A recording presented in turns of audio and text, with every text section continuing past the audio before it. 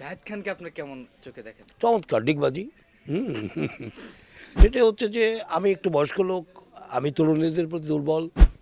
প্রেমিক তো আসলে আমার মনে হয় সমস্ত পৃথিবীর মানব যত আছে সবাই প্রেমিক। এখন কেউ গোপন করে, কেউ ওপেন করে। তা আমি মনে হয় যে কিছুটা ওপেন করেছি।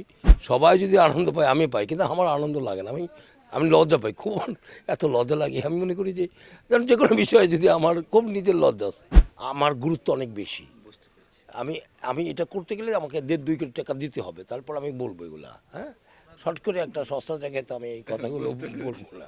আমার তো মনে হয় যে পৃথিবীতে সবচেয়ে বড় কাজ হচ্ছে ডিগবাজি দেওয়া। মানে আমার খুব লাগে, ব্যাপারটা এরকম লাগে। আমাকে যদি বলা হয় যে আপনাকে 5 কোটি টাকা দেবো ডিগবাজি দেন, আমি লজ্জায় মরে দেবো। মানে কিন্তু আমি যখন দেখি ভিউ, তখন আমার একটু উল্টাই লাগে যে দর্শকদের আসলে বিবেচনাটা আগে করব না ডিরেক্টরকে বিবেচনা করব। দর্শকদেরকে আমি ভিউ যেটা বলছি, দর্শকের রুচি তৈরি করে দিব আমি। অর্থাৎ দর্শকদেরকে আমি অভিযোগ করছি এক অর্থে যে খারাপ নাটকের সঙ্গে আপনারা থাকেন কেন। মানে মরণ তো বিউটিফুল হতে পারে অন্য অর্থে, কিন্তু মরণ তো একটা কষ্টের, বেদনার, যে আমাকে এখানেও আবার সেই একই চরিত্রের মধ্যে ঢুকতে হবে। সেটা হচ্ছে যে আমি একটু বয়স্ক লোক, আমি তরুণীদের প্রতি দুর্বল।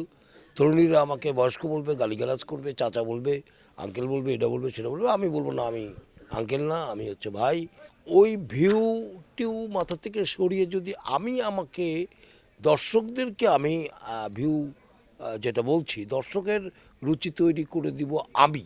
যখন আমি কাজ করছিলাম তখন বাচ্চা ছিল আমার নেপথ্যে, মানে আমার সঙ্গে সহকারী হিসেবে কাজ করছে। সেই বাচ্চা আস্তে আস্তে তো নিজেকে অনেক ম্যাচিউর করেছে, নানাভাবে নানা জায়গায় নানা অভিজ্ঞ ডিরেক্টরদের সান্নিধ্য থেকেছে, নানাভাবে কাজ করতে করতে, এবং অভিনয় এবং ডিরেকশন দুটোই করে। তো তারপর আমি বলবো ভালো নাটকের সঙ্গে থাকতে হবে। তাদের অস্তিত্ব এত শক্তিশালী, এটা মনে করেন সেই রোজ কেমন যেটা বলা যায় যে তার আগ পর্যন্ত ওটা টিকে থাকবে। এই যে টিকে থাকার ব্যাপারটাই আসল। বাংলা নাটক কেন দেখো? বাংলা নাটকে তেমন কি আছে? অনেক কিছু আছে। এখন আমি আমাদের ছেলেপেলেদের সমস্যাটা হইতেছে কি, যে ও নিজেকে দেখতে চাচ্ছে না।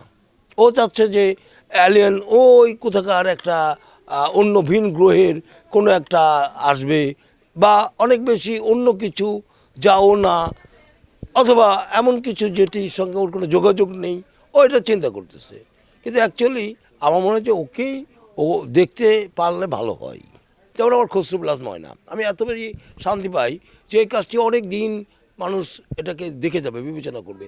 অথবা আমার ভূগোল, অথবা off the football, for the football, by the football, অথবা আমার জুতো আবিষ্কার, অথবা এফডিসি। আমি মনে করি এই কাজগুলো যদি বিচার বিশ্লেষণ করা যায়, তাহলে আমার কাজের চিন্তাটি বহুদিন, আমি মনে করি এই কাজগুলো যদি বিচার বিশ্লেষণ করা যায়, তাহলে আমার কাজের চিন্তাটি বহুদিন টিকবে।